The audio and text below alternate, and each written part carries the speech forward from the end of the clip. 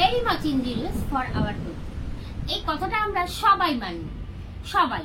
যারা cigarette smoke করো তারাও, যারা সিগারেট স্মোক করে না তারাও, যারা স্মোক করে না তারা তো not only cigarette and any তামাকু প্রোডাক্টস, তাদের তো কোনো ব্যাপারই না, নিশ্চিন্ত তারা।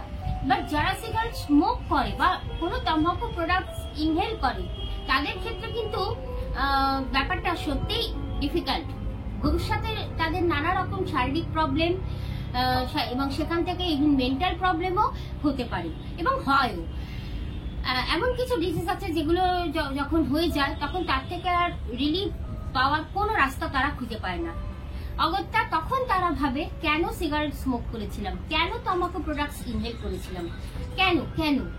বাট এই কেন তোমরা কিন্তু চাইলে এর থেকে বেরিয়ে আসতে পারো, জেগে উঠতে পারো তোমাদের নিজেদের মতো করে, নিজেদের রাস্তা। কিভাবে আমি আজ দেখাবো তোমাদের তার একটা দারুণ রাস্তা। লুক গাইস, আমার কাছে আছে রাইজ ইওর ওয়ে। এটা একটা টাইপ অফ চিউইংগাম বলতে পারো, বা চিকলেটস যাই বলো তোমরা, চিউইংগামই বলতে পারো। তোমাদের এর স্পেশালিটি এটাই বা এর গুণ এটাই, যখনই কোন রকম যারা সিগারেট ছাড়তে পারছো না, ছাড়তে চাইছো বাট ছাড়তে পারছো না, মানে খুবই খারাপ অবস্থা, ছাড়তে চেয়েও ছাড়তে পারছো না, তখন সেই টাইমটা, সেই মুহূর্তে তারা সিগারেট স্মোক করার যে একটা নেশা যখন আসবে, তখন সিগারেট স্মোক না করে এরকম একটা ট্যাবলেট, এরকম একটা ছোট্ট চুইংগাম নিজের মুখে দিয়ে নেবে। ব্যাস, তোমাদের দেখবে অটোমেটিক্যালি সিগারেট স্মোক করার যে, ইনহেল করার যে সেই যে নেশাটা, তাৎক্ষণিক যে একটা মানে একটা উগ্র একটা ব্যাপার যে আমাকে এই টাইমে এই নেশার জিনিসটা নিতেই হবে, সেই ব্যাপারটা সেটা কিন্তু তক্ষুনি তোমাদের কেটে যাবে। এইভাবে একদিনে হয়তো জিনিসটা পসিবল হবে না, কিন্তু একদিন তো হবেই। তো আর দেরি করো না বন্ধুরা, যারা এই প্রবলেমে ভুগছো, যারা এই ডেঞ্জারাস নেশা থেকে বেরিয়ে আসতে চাচ্ছ, তারা আর দেরি করো না, নিয়ে আসো রাইজ ইওর ওয়ে। ঠিক আছে, নিয়ে আসো। এবং যখনই তোমাদের এরকম কোনো প্রবলেম আসবে, যখনই তোমাদের এরকম মনের মধ্যে হবে, তখনই জাস্ট একটা চুইংগাম, একটা ট্যাবলেট মুখের মধ্যে দিয়ে নেবে এবং সেটাকে চিকলেটস এর মতো করে বা চুইংগামের মতো করে চিবোতে থাকবে। দেখবে কিছুদিনের মধ্যে তোমাদের এই সিগারেট খাওয়ার বা অন্য তামাকু প্রোডাক্ট ইনহেল করার যে নেশাটা, সেটা একেবারে কেটে যাবে। Rise your way.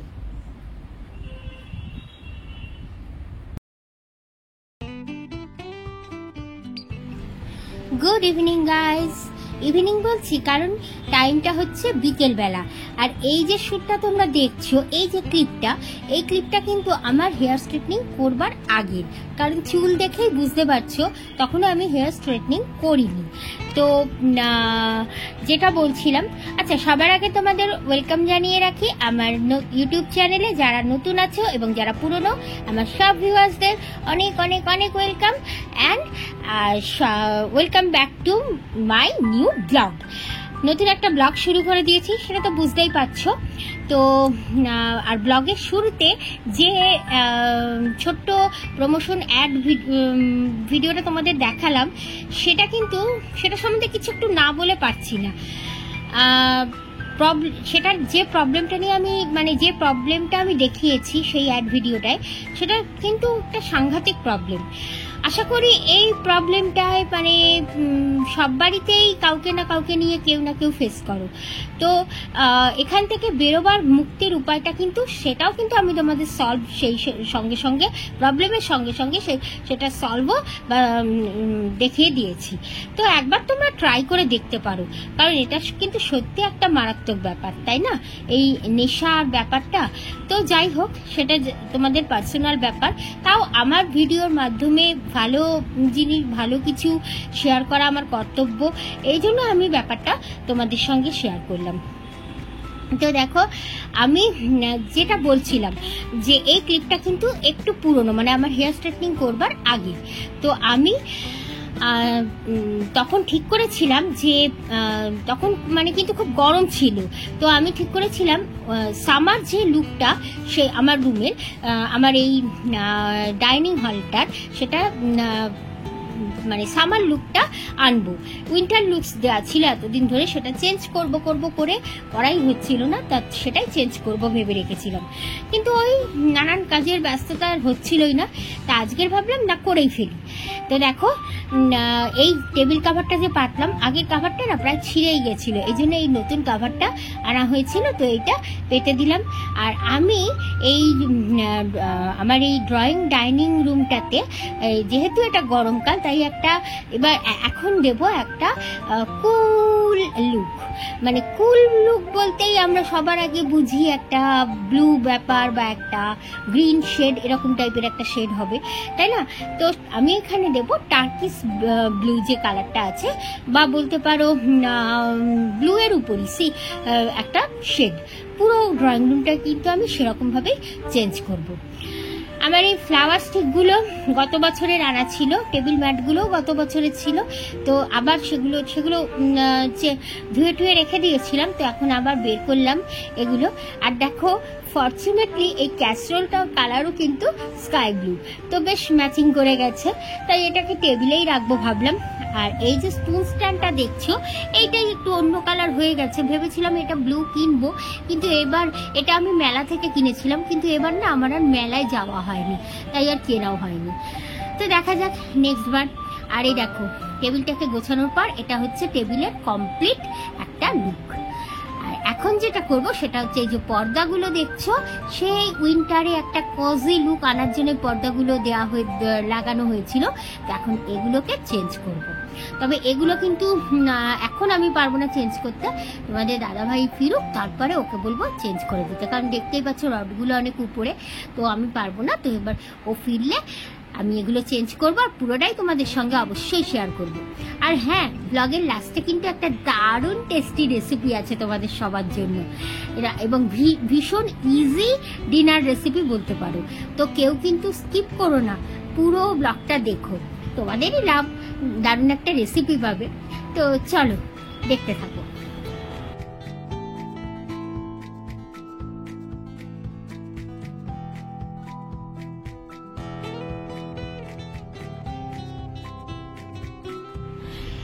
Good evening.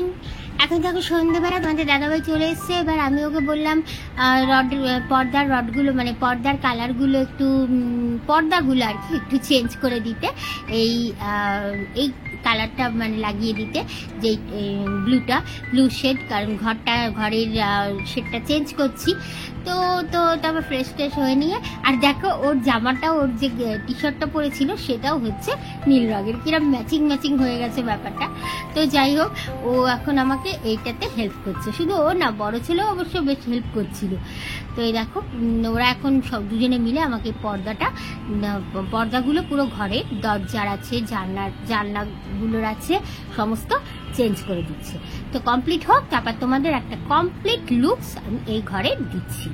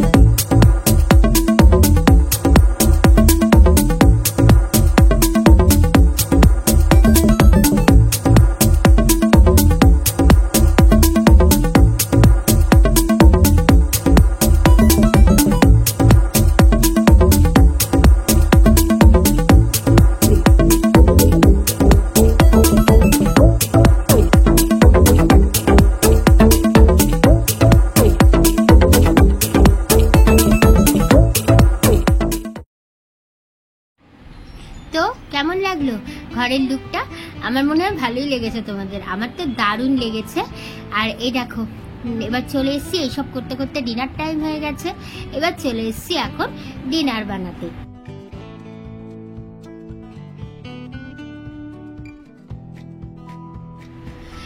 এই রেসিপিটা কিন্তু ভীষণ ইজি একটা রেসিপি, ভীষণ ইজি কিন্তু ভীষণ টেস্টি। আর যে যে জিনিসগুলো দিয়ে বানানো সে প্রত্যেকটা ইনগ্রিডিয়েন্টসই কিন্তু ঘরেই পাওয়া যাবে খুব সহজে। মানে ঘরে কোনো সেরকম সবজি কিছু নেই, বা রাত্রে ডিনার কি বানাবো ভাবছি, তখন ঝটপট এই রেসিপিটা তোমরা বানিয়ে ফেলতে পারবে। এবং আমি খুব শিওর হয়ে বলতে পারি যে বাড়ির সবাই কিন্তু এটা খুব ভালোই খাবে। তো যেটা বলছিলাম, রেসিপিটার ইনগ্রিডিয়েন্টসগুলো এবার তোমাদের বলে দিই। যে এই রেসিপি বানাতে যা লাগবে, আমি এখানে 3টে ডিম দিয়েছি। চাইলে তোমরা 4টে ডিমও দিতে পারো, 5টাও দিতে পারো, যারা যেরকম ডিম খেতে চাও সেরকম দিতে পারো। তো ডিমগুলো প্রথমে ভালো করে একটু ডিমের একটু মানে ঝুরি ভাজা টাইপের ডিমগুলোকে ভেজে নিতে হবে ভালো করে। ডিম এক্ষেত্রে ডিমটা ভাজার সময় তোমরা চাইলে লবণ দিতেও পারো বা লবণ স্কিপ করেও যেতে পারো, কোনো ব্যাপার না। কোনো কিছু না দিয়েও ডিমটাকে ভালো করে তোমরা এরকম ভাবে স্ক্রাম্বল করে নিতে পারো। এবার ডিমগুলো ভাজা হয়ে গেলে ডিমগুলোকে আলাদাভাবে বাটিতে তুলে নিতে হবে। তারপরে এই প্যানের মধ্যেই, সেম প্যানেই সামান্য তেল দিয়ে, ডিম ভাজার সময় একটু বেশি তেল হয়তো ইউজ করতে হতে পারে, কিন্তু তারপর ডিমগুলো ভাজা হয়ে গেলে ডিমগুলোকে তুলে নিয়ে এই প্যানের মধ্যে সামান্য তেল দিয়ে এবার এর মধ্যে দিতে হবে কালো জিরে আর কাঁচা লঙ্কা ফোড়ন। হ্যাঁ, কাঁচা লঙ্কাগুলোকে কিন্তু অতি অবশ্য চিড়ে চিড়ে এর মধ্যে ফোড়ন দেবে, কারণ না হলে কিন্তু এগুলো কাঁচা লঙ্কা ফেটে যাবার ভয় থাকবে এবং তেল ছিটে আসবার ভয় থাকে। দেখো আমি কিরকম ফাটিয়ে ফাটিয়ে দিচ্ছি, ঠিক এরকম ফাটিয়ে ফাটিয়ে এর মধ্যে ফোড়নটা দেবো। এই কালো জিরেগুলো যখনই আর কাঁচা লঙ্কাগুলো যখনই তেলের মধ্যে ছটপট করতে শুরু করবে এবং একটা খুব সুন্দর একটা স্মেল আসবে, তখন এর মধ্যে দিয়ে দিতে হবে আর আগে থেকে সিদ্ধ করে রাখা মুগ ডাল। ইয়েস, মুগ ডালটার কথা তোমাদের আগে বলিনি, এখন বলছি। মুগ ডাল দিয়ে এই রেসিপিটা বানাতে হবে। আর মুগ ডালটা কিছুই না, তোমরা হালকা লবণ আর হলুদ দিয়ে সিদ্ধ করে রেখে দেবে। আমার এই ডালটা এত ঘন হয়ে গেছে কারণ আমি এটা একবারে গতকাল সিদ্ধ করেছিলাম ডাল, মানে অনেকটা ডালই করেছিলাম। দুপুরে টক ডাল খাওয়া হয়েছিল আর রাতের জন্য রেখে দিয়েছিলাম। তো গতকাল রাতে এই রেসিপিটা বানাইনি, ডালটা ফ্রিজেই রাখা ছিল, যে জন্য ডালটা এরকম স্টিফ হয়ে গেছে। সেটা কোনো ব্যাপার না, ডালটাকে সিদ্ধ করে তোমরা রেখে দিতেই পারো। এবং তারপর দেখো আমি একটুখানি সামান্য জল দিয়ে ডালটাকে আবার লিকুইড করে নিচ্ছি। এই রান্নাটা কিন্তু ঘন খেতে পারো তোমরা, পাতলাও খেতে পারো। যদি ভাত দিয়ে খাও রাত্রে তো একটু পাতলা করবে, আর যদি রুটি দিয়ে খাও তাহলে একটু ঘন ঘন বানাবে। তো দেখো ডালটা যখনই জল দেওয়ার পর একটু নরম হয়ে গেল, তারপর আমি এর মধ্যে দিয়ে দিলাম হলুদ আর লবণ। ব্যাস, এই হচ্ছে মশলা, আর কিচ্ছু দিতে হবে না এর মধ্যে। হলুদ দিলাম, লবণ দিলাম, প্রয়োজন হলে বা চাইলে তোমরা আরো কিছু কাঁচা লঙ্কা দিয়ে দিতে পারো, কারণ এর সঙ্গে কিন্তু শুকনো লঙ্কা যাবে না, কাঁচা লঙ্কাটাই যাবে। আর যারা ঝাল পছন্দ করো আমার মতো, তারা অবশ্যই কাঁচা লঙ্কা দেবে এর মধ্যে। এবার ডালটাকে ভালো করে ফুটতে দিতে হবে, লবণটা একটু চেক করে নেবে ঠিকঠাক হয়েছে কিনা। আর ডালটা কিন্তু যখন আগে সিদ্ধ করেছিলে তখনও লবণ দিয়েছিলে, এটা মাথায় রেখে লবণটা দিতে হবে যাতে লবণ বেশি না হয়ে যায় ডালে। এবার দেখো ডালটা আমি আরো একটু পাতলা করলাম, মানে আমরা রুটি দিয়ে খাবো যদিও, কিন্তু তাও একটু পাতলা না হলে ঠিক ভালো লাগবে না জিনিসটা। তো সেই জন্য একেবারে শক্ত হয়ে গেলে একটা বাজে ব্যাপার হবে না, তো মানে খাওয়াটা একটু প্রবলেম হবে। তো সেই জন্য আমি আরেকটু জল দিলাম। এটা অবশ্য একটু এখন ফুটবে। তো এখন দেখো একটু ভালো করে নেড়ে নিচ্ছি।